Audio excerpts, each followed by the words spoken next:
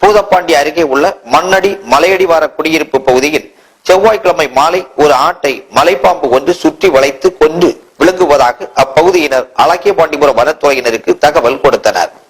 அதைத் தொடர்ந்து வனச்சரகர் சுப்பிரமணியம், வனவர் ராமலிங்கம் மற்றும் ஊழியர்கள் சம்பவ இடத்திற்கு விரைந்து சென்று பார்த்தனர்.